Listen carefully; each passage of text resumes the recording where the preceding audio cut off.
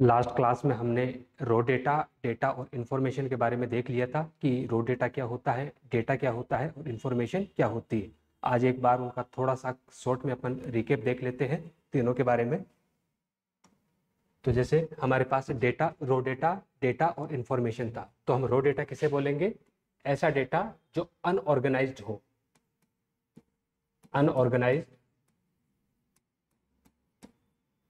और अनप्रोसेस्ड।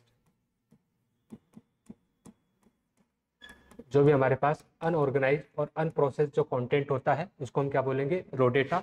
रो डेटा जो होता है that is directly collected from source, directly collected from source. इससे ये मतलब है कि डेटा जब हमें चाहिए होगा तो हम उसको क्या करेंगे? सोर्स से सीधा कलेक्ट करके लाएंगे। तो सीधा जो सोर्स से कलेक्ट करके लाते हैं उसको हम क्या बोलेंगे? यहाँ पर रो डेटा बोलेंगे। रो डेटा का कोई फॉर्मेट और स्ट्रक्चर नहीं होता है।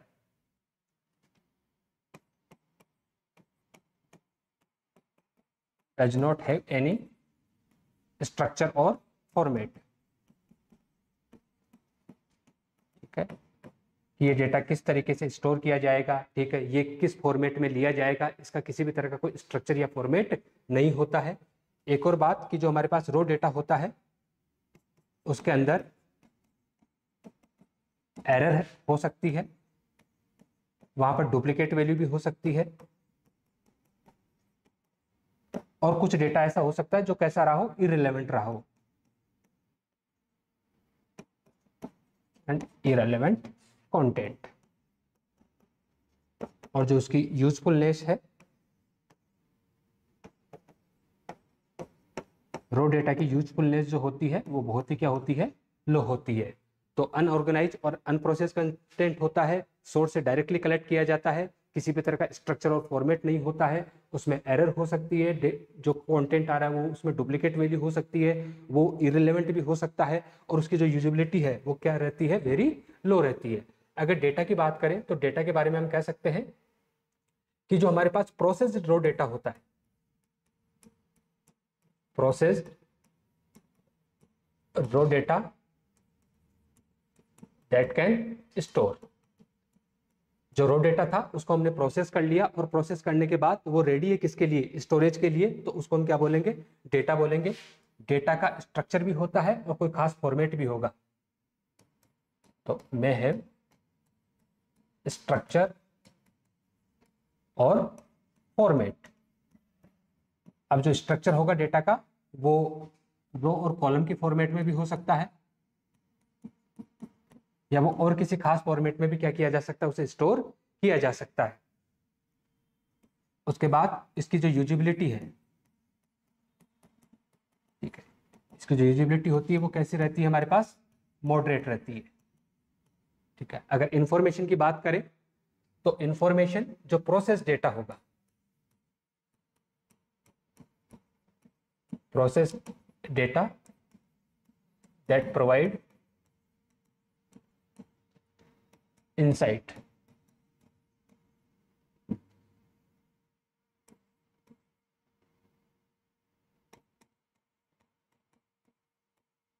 ठीक है, जो डेटा था उसको अब हमने क्या कर लिया? प्रोसेस कर लिया, और वहां से हमें क्या मिला? कुछ इनसाइट मिला। इनसाइट का मतलब है इंपॉर्टेंट जो इंफॉर्मेशन होती है, जो इंपॉर्टेंट जो कंटेंट होता है, इंपॉर्टेंट जो कंटेंट होता है उसी को हम क्या बोलते हैं? यहाँ पर इनसाइट बोलते हैं। जो खास बात अपने को जो ध्यान में रखनी है वो ये रखनी है कि सपोर्ट डिसीजन मेकिंग। जो इंफॉर्मेशन होती है वो हमारी क्या करती है? डिसीजन मेकिंग में हेल्प करेगी। और इसकी जो यूजेबिलिटी है वो क्या रहती है? हाई रहती है। यूजेबिलिटी कैसे रहेगी? हाई रहेगी। तो रो डेटा, डेटा और इंफॉर्मेशन के बारे में हमने वापस से देख लिया है। अब हम मूव होते हैं किसकी तरफ? डेटा स्ट्रक्चर की तरफ।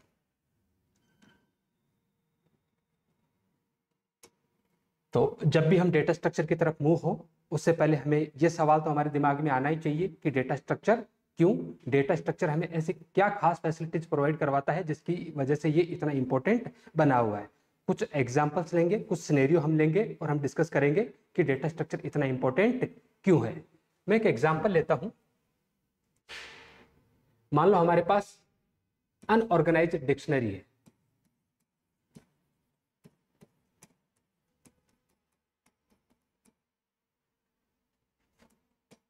क्या हमारे पास अनऑर्गेनाइज्ड डिक्शनरी है। अब डिक्शनरी का मतलब तो हमें पता ही है, is a collection of words, ठीक है, जहां पर बहुत सारे शब्दों का संग्रह हो, ठीक है, उसको हम क्या बोलेंगे, डिक्शनरी बोलेंगे।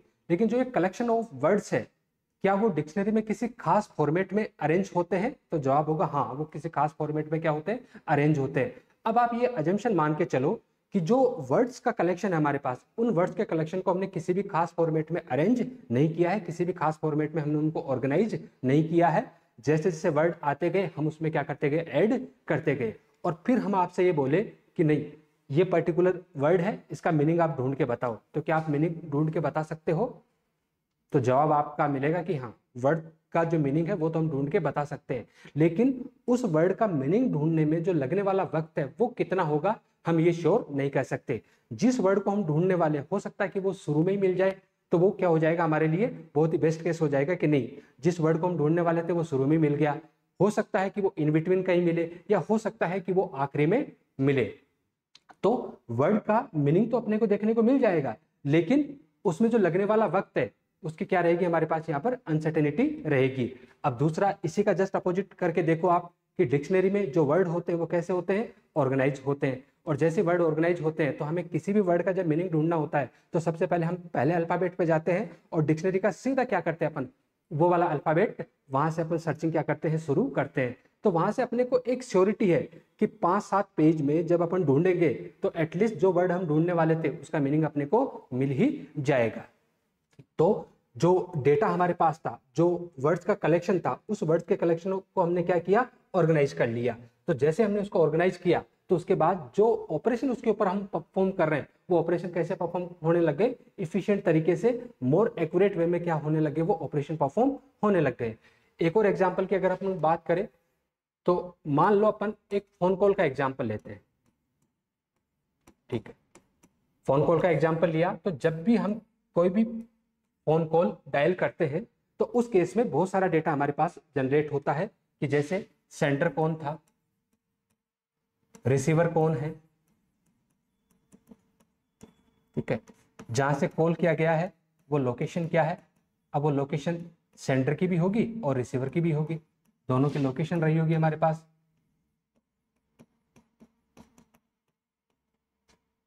इसके अलावा कॉल की जो ड्यूरेशन है वो क्या है,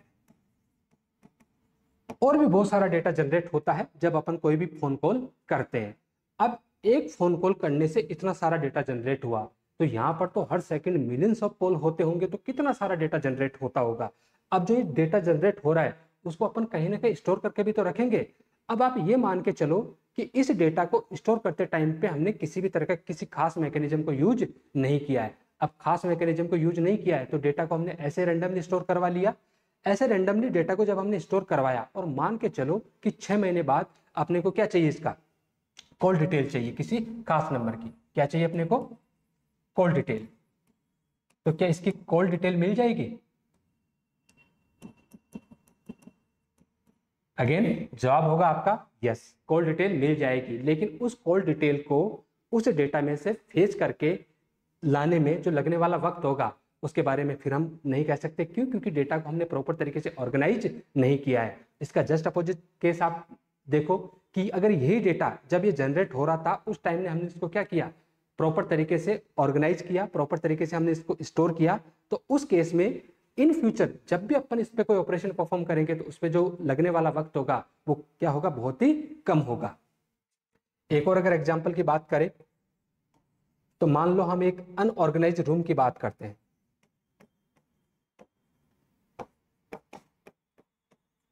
ठीक है। हमारे पास एक रूम है और वो रूम कैसा है, अनऑर्गेनाइज्ड है।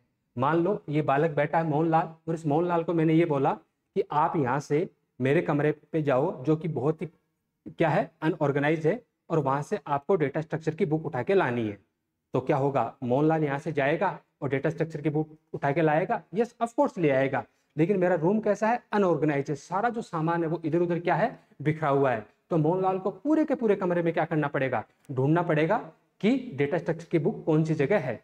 इसी का जस्ट अपोजिट केस देखे अपन, अगर वही वाला जो रूम था वो प्रॉपर तरीके से ऑर्गेनाइज होता, एक तरफ कपड़े रखे हुए होते, एक तरफ दूसरा सामान रखा हुआ होता, एक तरफ किताबें रखी हुई होती, तो मोहनलाल को सिर्फ क्या करना था, किताबें वाले सेक्शन में जाके क्या करना था, डेटा स्ट्रक्चर की बुक को क्या था, ढूंढना था। लेकिन चूंकि हमारा जो रूम था वो कैसा था, अनऑर्गेनाइज था, तो उस केस में क्या होगा कि बुक ढूंढ के लाएगा तो उसमें जो वक्त लगेगा वो वक्त ज्यादा लग जाएगा।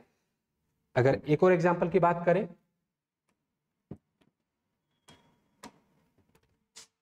तो मान के चलो कि हम एक अनऑर्गेनाइज क्लॉथ अलमीरा की बात करते हैं।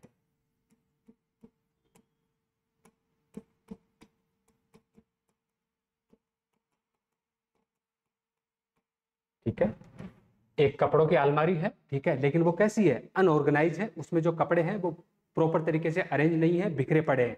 अब मान लो मुझे उस अलमारी में से रेड कलर का शर्ट ढूंढना है, तो क्या रेड कलर का शर्ट मैं ढूंढ लूंगा, हाँ अगर उसमें होगा तो मैं ढूंढ तो लूंगा, लेकिन वही अगेन कि ढूंढने में जो वक्त लगेगा वो ज्यादा लगेगा। अगर यही वाली अलमारी प्रॉपर तरीके से अरेंज होती, एक तरफ ट्राउजर रखे हुए होते, एक तरफ शर्ट रखे हुए होते, एक तरफ दूसरे कोई कपड़े रखे हुए होते, तो मुझे क्या करना था, सिर्फ शर्ट वाले सेक्शन में जाता, सिर्फ रेड कलर देखता और शर्ट उठा के ले आता। लेकिन चूंकि अलमारी कैसी थी, अनऑर्गेनाइज्ड, तो उसमें जो वक्त लगेगा वो क्या लगेगा, ज्यादा लगेगा। अब एक और एग्जांपल अपन अगर यहां देखें तो मैं सर्च क्वेरी की बात करता हूं। ठीक है, सर्च क्वेरी से मतलब है कि हमारे पास बहुत सारे सर्च इंजन हैं। ठीक है, मान लो हमारे पास गूगल है, याहू है, बिंग है, और भी बहुत सारे सर्च इंजन हो सकते हैं। लेकिन मुझे कोई सर्च क्वेरी थी, वो गूगल, याहू और बिंग पे क्या की हमने, टाइप की, और उसके बदले में क्या चाहिए था, हमें क्वेरी का रिजल्ट चाहिए था। तो मान के चलो कि गूगल ने जो रिजल्ट की क्वेरी का जो रिजल्ट दिया वो 5 सेकंड में दिया, याहू ने जो रिजल्ट दिया वो 3 सेकंड में दिया, और बिंग ने जो रिजल्ट दिया वो 4 सेकंड में दिया। हमने सिर्फ अजम्पशन लिया है यहाँ पर। तो आप कौन से वाले को प्रेफर करोगे, आप गूगल की तरफ जाओगे, आप याहू की तरफ जाओगे, या फिर आप बिंग की तरफ जाओगे। ऑफ कोर्स जो वक्त लगा है वो सबसे कम किस में लगा है, याहू में वक्त कम लगा है 3 सेकंड, तो आप किसकी तरफ मूव होगे, याहू की तरफ मूव होगे। क्यों, क्योंकि आपको अपना जो काम करवाना था वो कैसा करवाना था, इफिशिएंट वे में वो काम आपको करवाना था। ये अभी हमने जितने भी एग्जांपल्स यहाँ पे देखे, ठीक है, ये सारे के सारे एग्जांपल्स किस कैटेगरी के होते हैं, डेटा स्ट्रक्चर की कैटेगरी के होते हैं। कि डेटा स्ट्रक्चर के पास डेटा आया, आने के बाद उस डेटा को हमने इस तरीके से स्टोर करवाया, इस प्रॉपर वे में हमने इसको स्टोर करवाया कि फ्यूचर में जब भी कोई ऑपरेशन परफॉर्म करना पड़े, देखो स्टोरेज करने का काम एक बार का होता है, लेकिन ऑपरेशन तो इन फ्यूचर बार बार होते रहेंगे। तो जब भी हमें फ्यूचर में कोई भी ऑपरेशन परफॉर्म करना पड़े, अब ऑपरेशन कोई सा भी हो सकता है आपका, वो ट्रैवर्सिंग हो सकता है, इंसर्शन हो सकता है, डिलीशन हो सकता है, सर्चिंग, सॉर्टिंग, मर्जिंग, जो भी ऑपरेशन हो, उस ऑपरेशन को अपन क्या कर सके, इफिशिएंट तरीके से परफॉर्म कर सके। तो बस डेटा स्ट्रक्चर का यही काम होता है कि डेटा हमारे पास आया, डेटा को हमने स्टोर करवाते टाइम पे इस तरीके से ऑर्गेनाइज किया, इस तरीके से खास फॉर्मेट में हमने इसको स्टोर किया कि भविष्य में कोई भी ऑपरेशन परफॉर्म करना पड़े वो ऑपरेशन हम इजीली परफॉर्म कर पाए। तो अगर मैं शॉर्ट में ये बात समझाना चाहूँ तो बस डेटा स्ट्रक्चर इतनी सी बात है कि डेटा है हमारे पास, उस डेटा को हम स्टोर करेंगे यूजिंग डेटा स्ट्रक्चर,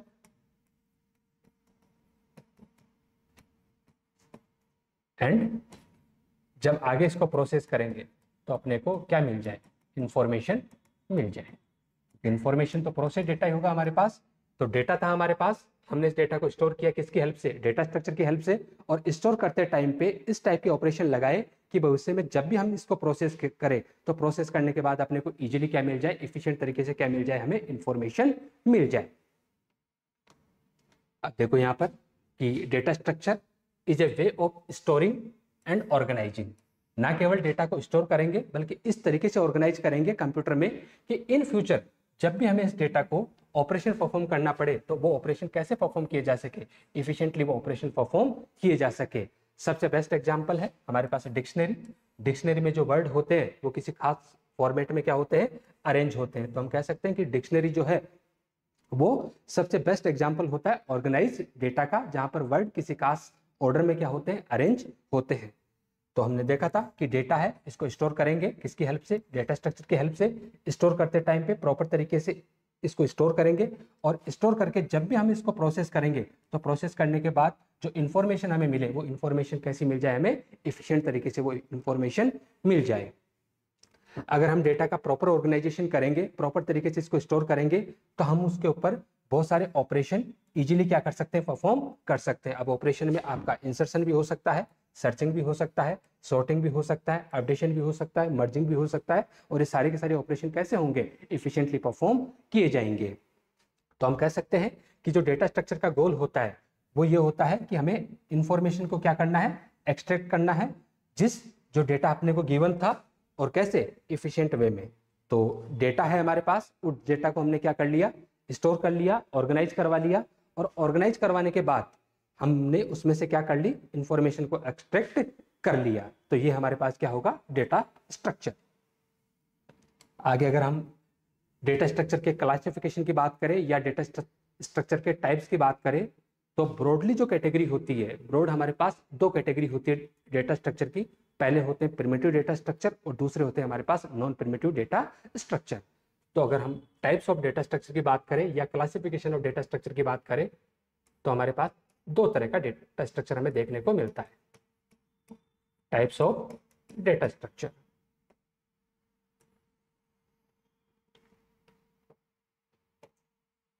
पहला होता है primitive data structure,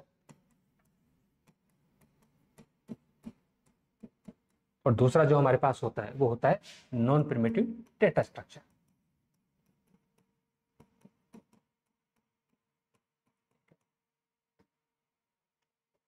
first one is primitive data structure and second one is non primitive data structure.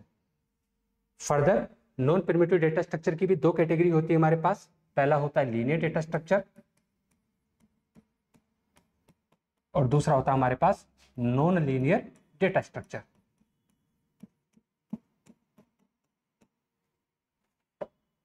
First one is linear data structure and second one is non linear data structure. अगर linear data structure की बात करें तो linear data structure further हमारे पास array होता है, stack होता है, क्यू होगा हमारे पास, एंड लिंक लिस्ट होगा। लेकिन अगर हम नॉन लीनियर डेटा स्ट्रक्चर की बात करें तो ब्रॉडली हमारे पास यहाँ पर दो डेटा स्ट्रक्चर हमें देखने को मिलते हैं। पहला ट्री और दूसरा ग्राफ।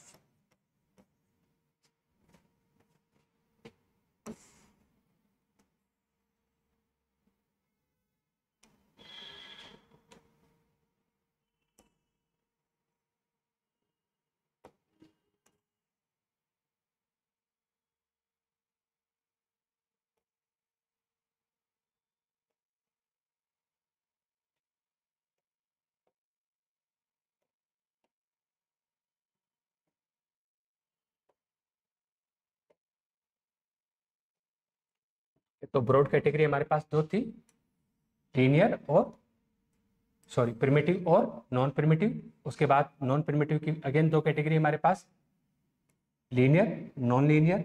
लीनियर में एरे आएगा हमारे पास, स्टैक आएगा, क्यू आएगा और लिंक लिस्ट। और जो नॉन लीनियर है उसमें हमारे पास ट्री आएगा और ग्राफ आएगा। ये ब्रॉड कैटेगरी होती है। और कई बार तो सीधा सीधा सवाल इनमें से भी आ जाता है, बोलेगा कि ट्री किस टाइप का डेटा स्ट्रक्चर है, तो आप बोलोगे कि कैसा है, नॉन लीनियर डेटा स्ट्रक्चर है। अब एक बार इनका मतलब समझते हैं कि प्रिमिटिव और नॉन प्रिमिटिव डेटा स्ट्रक्चर में क्या फर्क होता है। याद होगा लास्ट लेक्चर में जब हमने देखा था कि हमारे पास जो डेटा होता है वो डेटा हमारे पास दो कैटेगरी का हो सकता है, पहला सिंगल वैल्यू डेटा और दूसरा सेट ऑफ वैल्यू डेटा।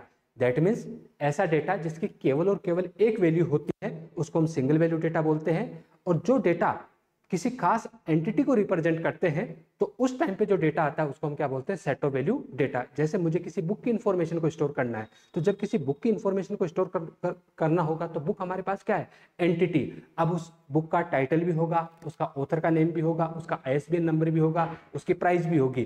तो एक बुक की इंफॉर्मेशन को स्टोर करने के लिए हमें सेट ऑफ डेटा की क्या होगी, रिक्वायरमेंट होगी। तो चाहे सिंगल वैल्यू डेटा हो चाहे सेट ऑफ वैल्यू डेटा हो, दोनों तरह के डेटा स्ट्रक्चर को स्टोर करने के लिए हमने किसका यूज किया था, वेरिएबल के कंसेप्ट का यूज किया था। तो जब भी हमारे पास सिंगल वैल्यू डेटा आता है तो ध्यान रखना, सिंगल वैल्यू डेटा को हमेशा डील करने के लिए किसकी हेल्प ली जाती है? प्रिमिटिव डेटा स्ट्रक्चर की हेल्प ली जाती है। और प्रिमिटिव डेटा स्ट्रक्चर की बात करें तो प्रिमिटिव डेटा स्ट्रक्चर में हमारे पास ब्रॉडली 4 होते हैं। एक कैर होता है, इंट होता है, फ्लोट होगा और डबल होगा। ठीक है, कैर, इंट, फ्लोट और डबल। अगर सिंगल कैरेक्टर को डील करना है तो कैर, अगर बिना पॉइंट वाले नंबर को डील करना है तो इंट, और अगर पॉइंट वाले नंबर को या रियल नंबर को डील करना है तो वहां पर फ्लोट और डबल को हम काम में लेते हैं। एक और चीज ध्यान में रखना कि जितने भी प्रिमिटिव डेटा स्ट्रक्चर होते हैं, प्रिमिटिव डेटा स्ट्रक्चर की जो प्रॉपर्टी होती है वो फिक्स होती है, आप उसमें किसी भी तरह का कोई चेंजेज नहीं कर सकते। जैसे उनका टाइप क्या होगा, ठीक है, वो मेमोरी में कितने बाइट मेमोरी ऑक्यूपाई करेंगे, और जब मेमोरी में जाएंगे तो कहां से कहां तक का डेटा वो स्टोर करेंगे, दैट मीन्स उनकी रेंज क्या होगी। ये सारी की सारी प्रॉपर्टी जो होती है वो पहले से क्या होती है, तय होती है। आप उनमें किसी भी तरह का कोई चेंजेज नहीं कर सकते। लेकिन जो नॉन प्रिमिटिव डेटा स्ट्रक्चर होते हैं, इनका काम क्या होता है, सेट ऑफ वैल्यू को डील करना। तो deal with set of values. और जो हमारे पास प्रिमिटिव डेटा स्ट्रक्चर होते हैं, प्रिमिटिव डेटा स्ट्रक्चर हमेशा सिंगल वैल्यू के साथ डील करते हैं। Deal with single value. इनकी जो कैरेक्टरिस्टिक्स होती है वो क्या होती है, फिक्स होती है। और जो नॉन प्रिमिटिव डेटा स्ट्रक्चर होते हैं वो सेट क्या करेंगे, सेट ऑफ वैल्यू को डील करेंगे।